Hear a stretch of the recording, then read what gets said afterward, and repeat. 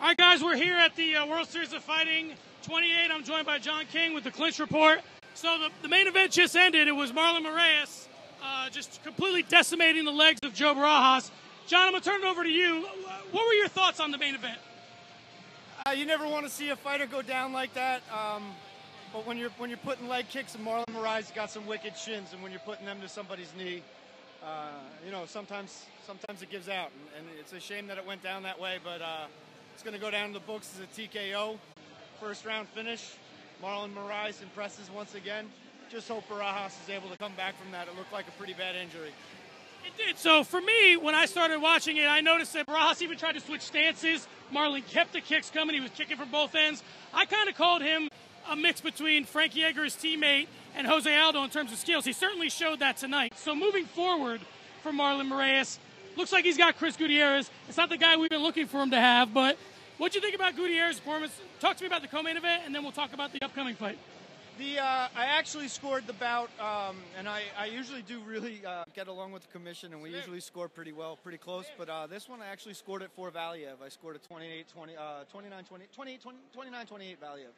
And it was simply because in the first round I thought the leg kicks were the story. But apparently that guillotine that Gutierrez had in the first round was pretty tight. I just missed it from sitting in the back. So, when you have three different judges sitting at three different sides of the cage, sometimes they see a different fight. And I didn't have it 30-27 like Jean LaBelle had it, but I did have it 29-28 for Valiev. And fortunately, the commission saw it differently, and hopefully the right guy got the win.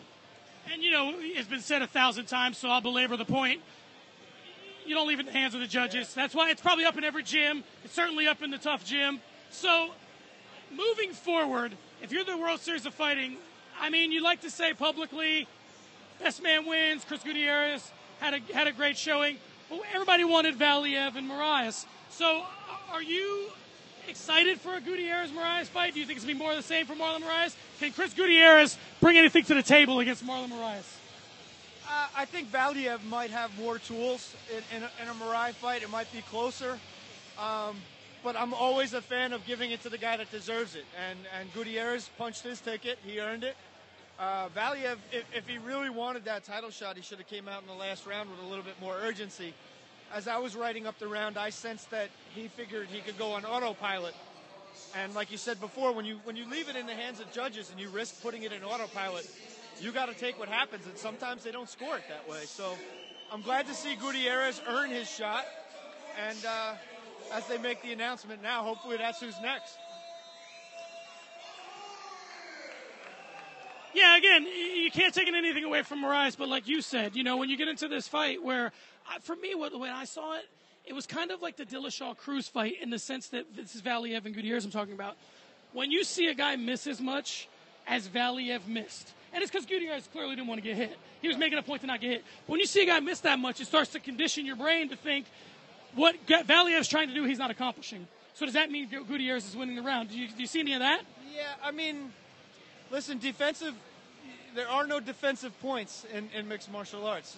The point scoring is purely on an offensive-based judgment. So controlling the distance by backing away is never a way that you're going to win a fight. The way I wrote up that first round, I said it's kind of like watching Babe Ruth without the home runs. Whole bunch of swings and misses, no big home runs. And again, that could be a testament to the movement. It could be a testament to neither one wanting to commit. The first round, usually there's a feeling out process. But again, I did have Valiev winning that round with volume. Even though he missed a lot, he definitely threw more strikes. And you can't win a fight defensively, but you can win a fight with volume. So, and that's the way I did have that round going. There you have it. It's the Clinch Report. It's John King. If you don't, tell everybody where they can follow you on social media. Oh, yeah, you can find me on clinchreport.com. I'm on Twitter, The Clinch Report, also our podcast every Wednesday night.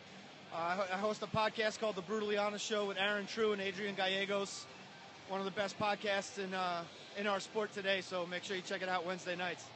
If you don't follow John King after that, I don't know what to tell you, because that's about as concise and about as great an analysis of a fight 14 seconds after it happened as you're ever going to get. So, guys, this has been John Franklin for Combat Press with John King from The Clinch Report. We'll talk to you soon. Thank you much. Thank you very much.